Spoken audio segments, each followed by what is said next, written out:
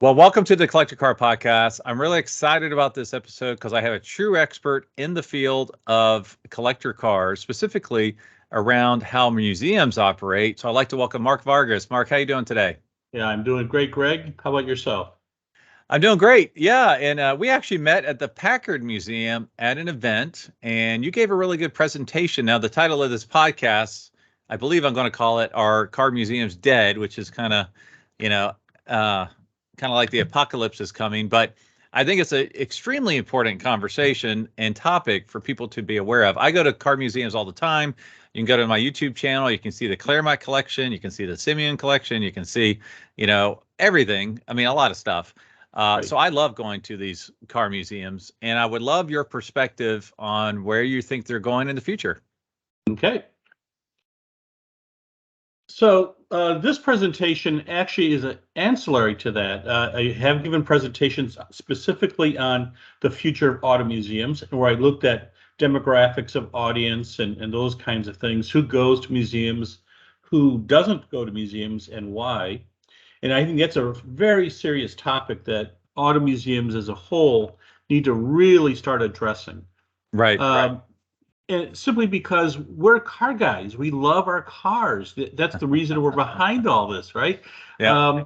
But in many cases, we do not have the mindset of looking at this from a true museum perspective, a professional museum perspective, which is a focus on the audience. Most people, the biggest gap for any cultural heritage institution are the folks who don't go to museums. It is a huge audience. It's probably, the estimates are 75 to 80% of people don't go to any cultural heritage institutions. Right. Car museums being one of them. So how do you develop that audience?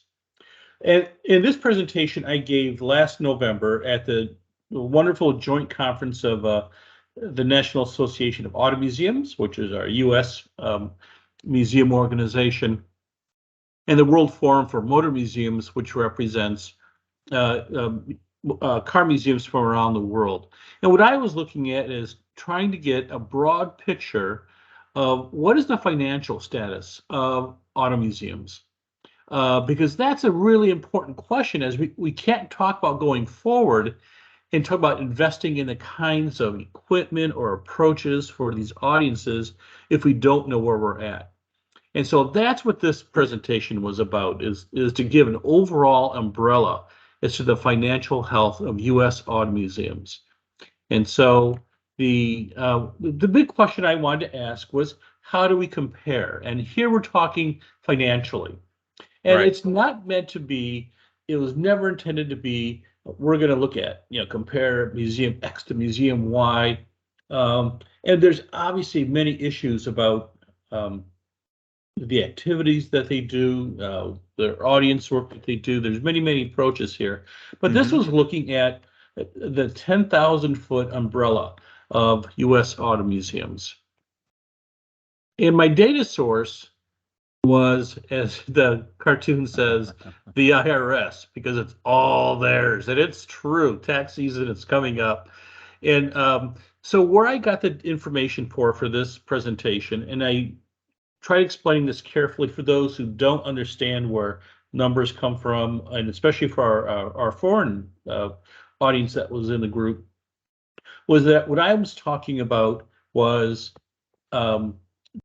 the museums that are 501c3s. That's your IRS tax status as a nonprofit. There's a whole bunch of other kinds of 501cs. Museums are 501c3s. And explaining that all of this information is public. So all the information I gathered for this presentation is absolutely public. There's no dark web kind of research done, no hidden emails I sent to people. And the data is from 2019, because the IRS is usually several years behind in releasing this information. And then also it's pre-COVID. So what we're looking at is the pre-COVID world. And it'll be fascinating to track this over several years. We'll be able to see the actual impact that COVID had on auto museums, to the dollar, basically. And one thing I forgot to do, I know you're an expert in the field, but give us just a quick little background on your automotive history before you continue, if that's okay. Sure. Well, I spent 35 years mostly in academic libraries and special collections. Always been a car guy. Austin Healey 3000 Mark IIs are the car I helped restore back in the day. Um, Being in education, you never make the money to really build your own personal collection, so you Sure. have to appreciate them from afar.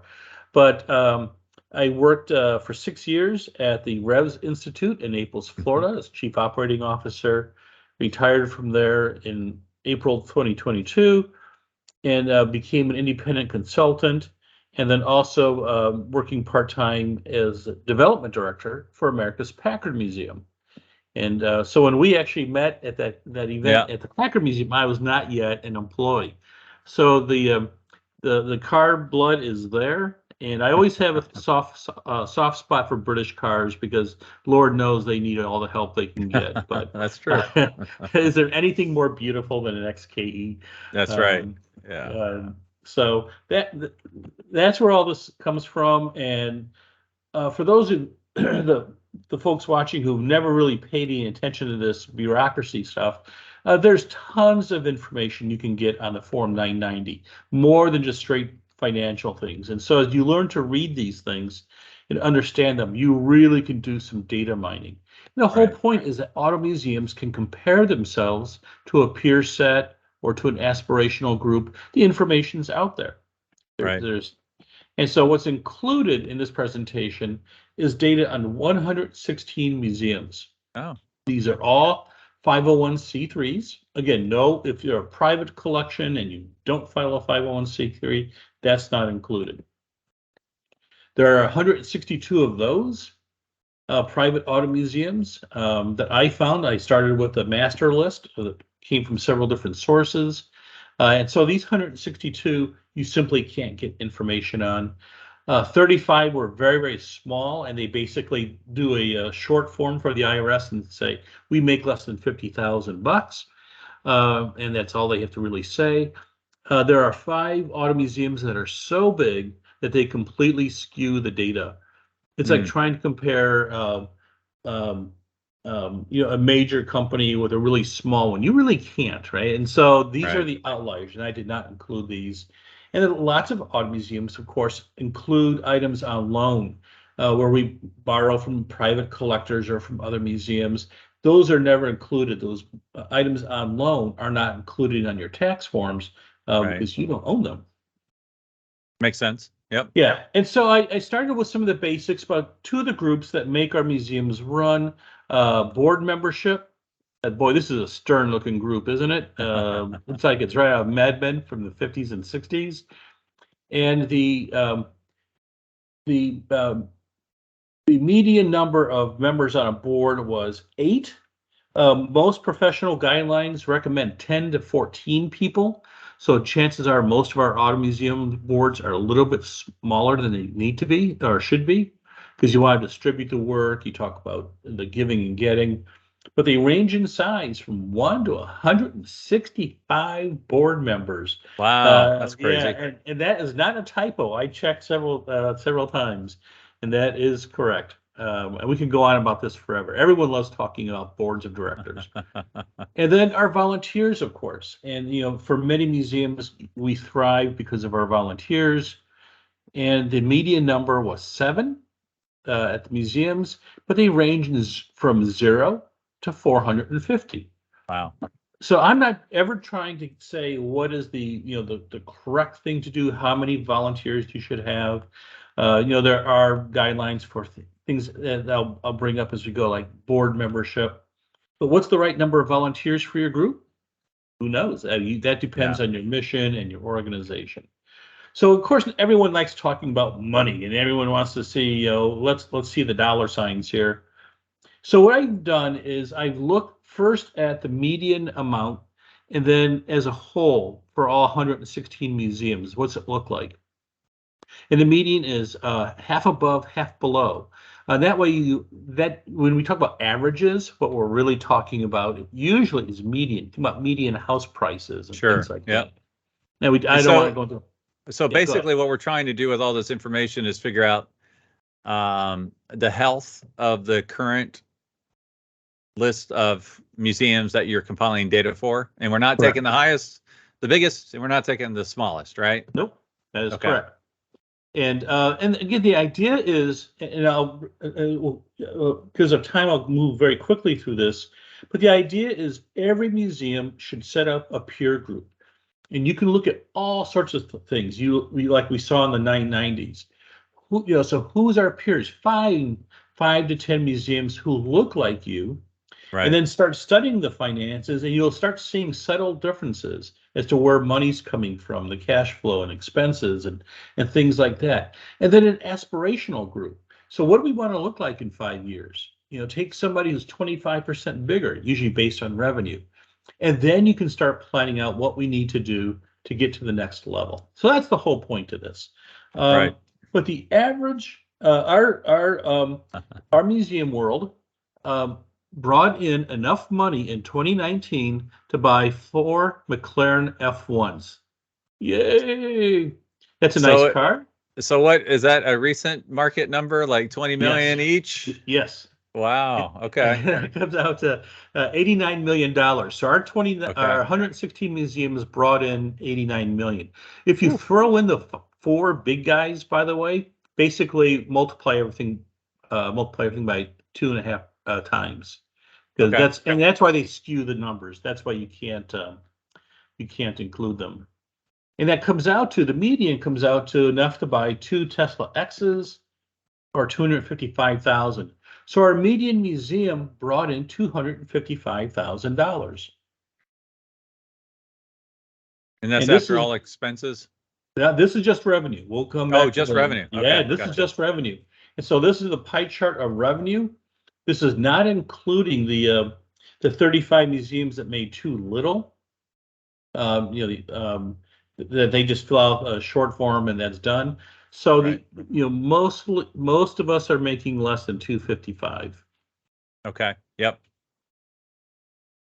And there are different types of foundations. I won't go into it here, but I want to look at private museums run by private foundations versus public, because you can get their subtle differences, and I won't go into that here.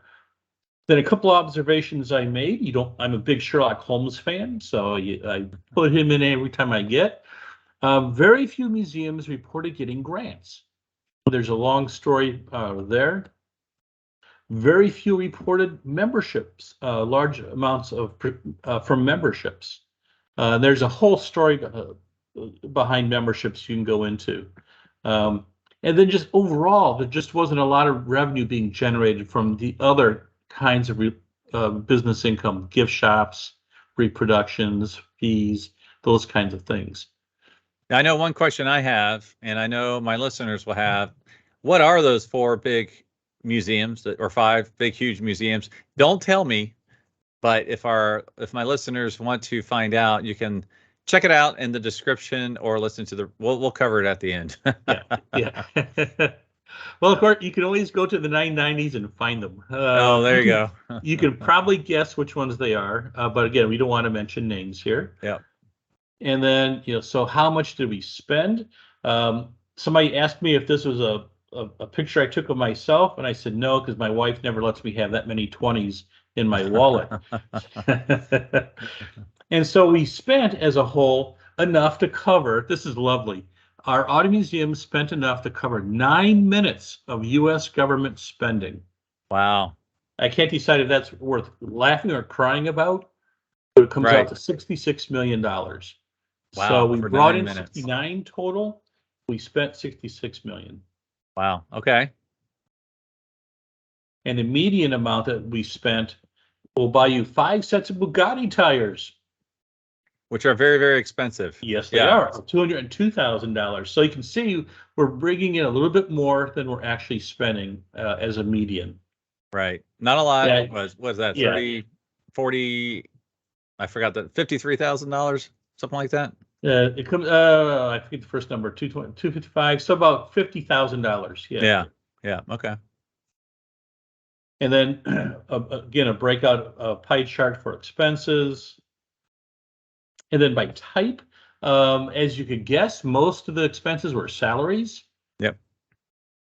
And then buildings are part of the overhead, and buildings tend to be a real drain on a lot of organizations. A lot of us are in older buildings, and a lot of money goes there. Right. That makes sense. Yeah. And so I thought, since the 80% of the expenses are employees, let's take a quick look at employees. How'd you like to have the guys from the office working for your auto museum?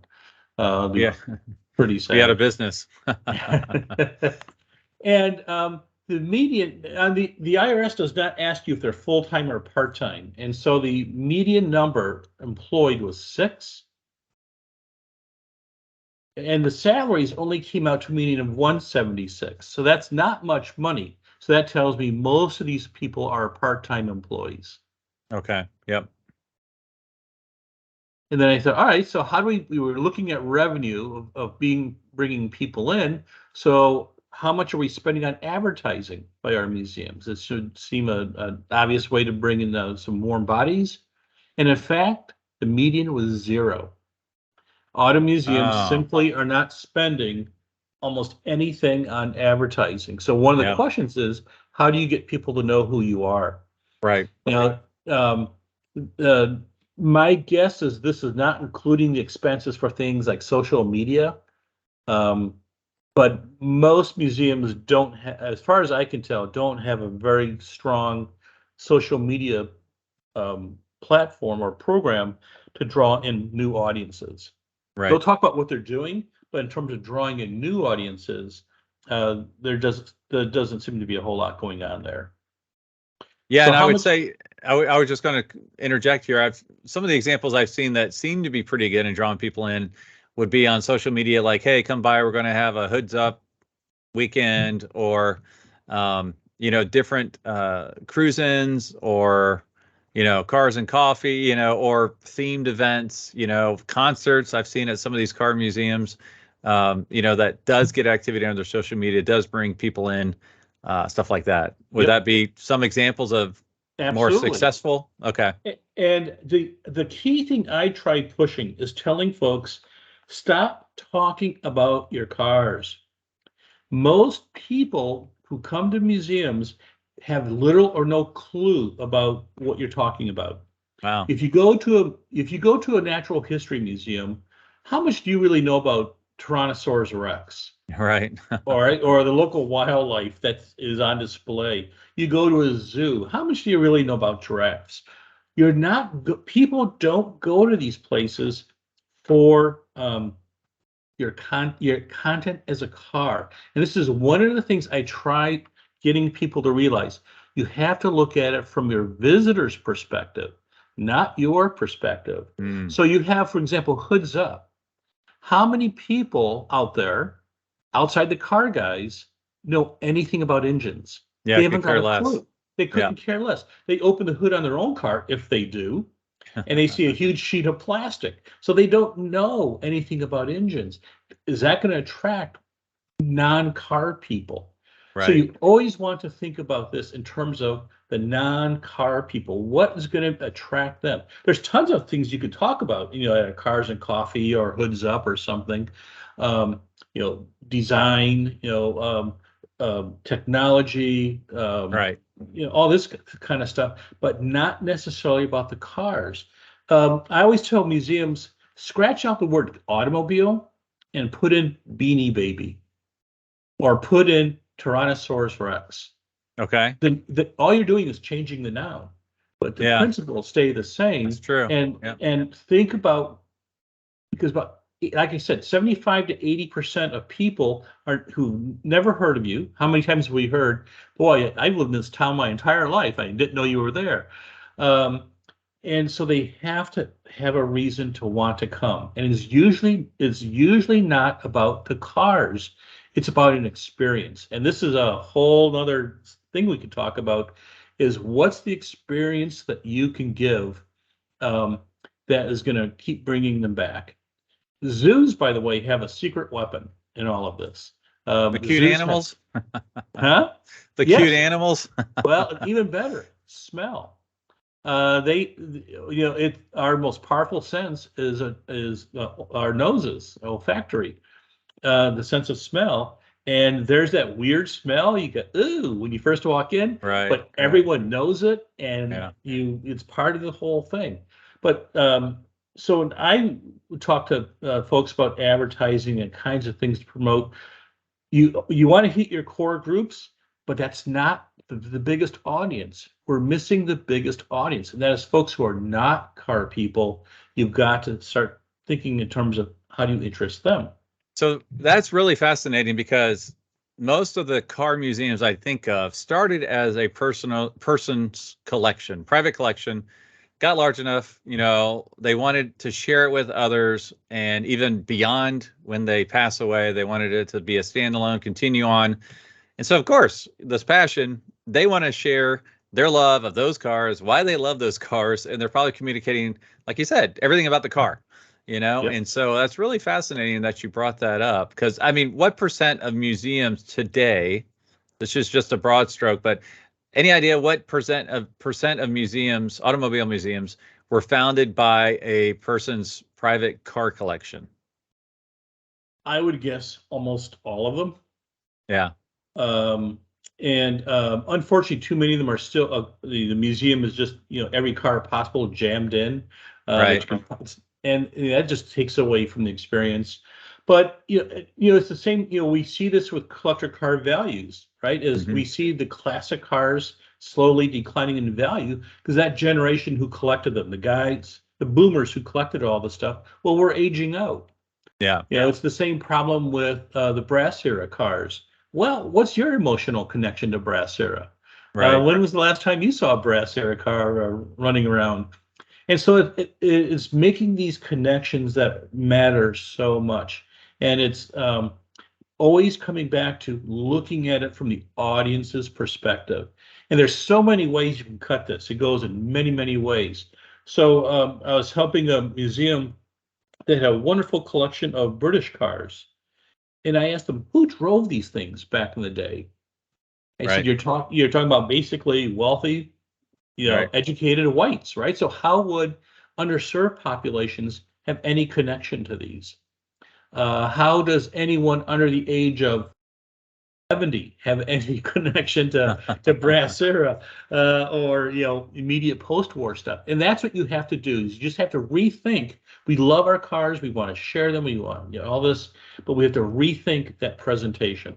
Right. That makes sense. That's the key thing. Just running through here, so how much did we actually net? Grand total. Hey. There we go. Isn't that beautiful? I And know that, that of that course, car, if for those that are just listening, he just put up Carroll Shelby's Ferrari 410 Sports Spider that sold at Arms Sotheby's Monterey sale for $22 million, yep. 22 million and $5. I can't remember why there was five at the end, but $22 million. Yeah, yeah, yeah. There's just something about those curves. Ferrari just had it, and it was $22 million, as you just said. So our museum is netted overall $22 million, and the median was enough to buy this lovely Cadillac that went up for sale this year for $9,300. And so Okay. that's why you have to look at the whole spectrum. So what this means is most of our museums are running on very thin edges, financial Yeah. edges. So how do we adapt? You want to put in new exhibit space or whatever. If you're making $10,000 a year, yeah, not much is going to happen there. Yeah. Not a lot of new exhibits coming in. No. I love land yachts, by the way. The bigger, the better. And then, so for 2019, of the 116 museums, 50 lost money. Okay. Wow. And this is pre-COVID. And Right. so I'm keeping track of all this data, so we'll be able to watch over time and to see what happens. And so hopefully the whole idea here is to help people start a conversation. And collectors don't want to talk money, but ultimately we have to. One of the big things for museums, of course, is the rainy day fund. You have one, I have one, at home, and every organization has one. And the rule of thumb is you want minimum 4 months of cash reserves for your museum. And the median amount that the museums have is 39,000, and that's covering 3 months of, Right. and that's not much of a rainy day fund. The usual recommendation will be 24 months. So basically covering 2 years of operating costs. Think about COVID. How did all these places they survive? In many cases, they tap the rainy day funds. Sure. Yep. And then, so how much are we all, you look at the assets, the actual value of the cars and the buildings, how much is it all worth together? So this is throwing everything in the cars, the capital tools that you have. If you toss in your cash reserves, things that you owe money on, what's this look like for our industry? And the answer is we're worth enough to buy 4 of the Umlauts. Of course, there's only 2 of them in the world, but you can magically make 2 more appear because these, of course, broke the world record last summer. Yeah, so this is the Mercedes at arms stuff to be sold for Mercedes-Benz out of their museum.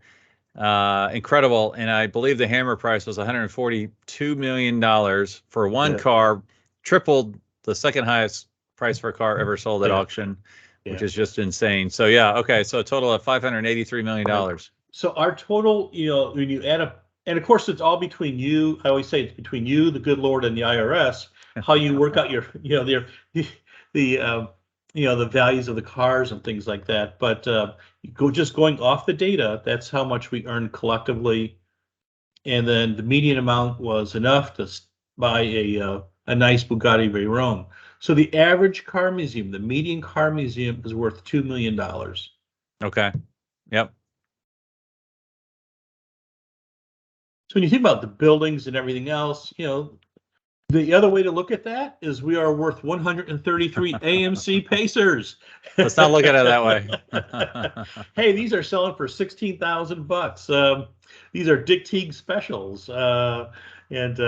So the median museum is worth 133 Pacers. And the values, the total values are between minus 700,000 to 45 million. Wow. And in 2019, 4 museums were insolvent. Doesn't mean they're going to completely go away. You can still recover and come back. My guess is that number has increased because of COVID. Yeah. Okay. And then where do we go from here? And there's places that museums can go look. This is especially if you're trying to find donors or grant money, you really want to make sure you have the highest ratings possible from these 2 organizations. These are the ratings organizations for nonprofits, right. And you can get very high ratings here, and then you can brag about that, of course, to your donors. There are Charity Navigator has a key financial checklist. I'm always shocked at how many boards of directors have no clue about the financial health of the museums. And you don't need to be I'm not an accountant. I don't want to be an accountant. But there are guidelines and checklists they can follow that will really help put them on a clear, steady path. Right. Okay. Again, we're car guys. We want to have fun with the cars. No, we don't want to sit and do all the, it's what we hire the accountants for. But these are the kinds of things our boards need to be looking at. One of which is what should the expectation be for board members for giving or getting? The usual recommendation is $10,000 a year.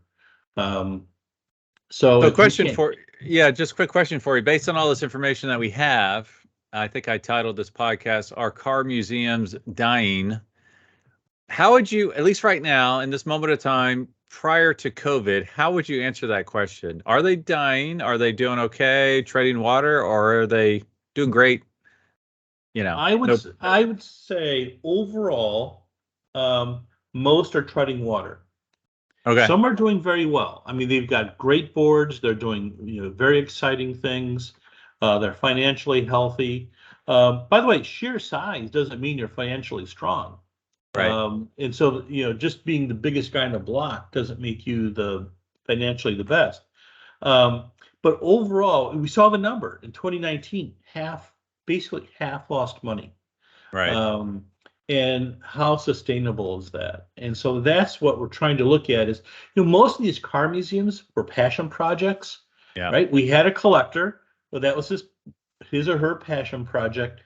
And now how do we continue that legacy? Think how many family businesses last 2 generations? 3. Right. There aren't many, right? And organizations are the same way. It's very hard. I'm helping an organization right now trying to get past this phase of they see the clock ticking, right? They're all older gentlemen. We all Yep. know that time we're not mortal. I mean, we are mortal. And how to then switch from a passion project to a sustainable museum. And it's Now I not know, easy. yeah, I know we're getting a little tight on time, but I wanted to ask you, do you have, and I did purposely, I did not flip through your presentation all the way through to the end because I wanted this to be a conversation, but do you have kind of like your top recommendations for, a museum that can turn itself around? Like what are some best practices? Yeah, I personally, I think it all comes down to the board. You Really? need, Okay. yeah, I think it comes down to the board. You need a board that is strong, does its job well, does not micromanage. If they're getting involved in day-to-day activities, wrong. You don't do that. Right. But you need to set the financial parameters. You need to set the financial goals. Um, the donor development, all that. That all comes out of the board first and Okay. foremost. Yep. Then second, get a good marketing person Yeah. who understands audience development. Those are the key things. Okay. All right. Again, looking at things from the audience's perspective, not from our perspective as car guys. Right, right. No, that makes total sense.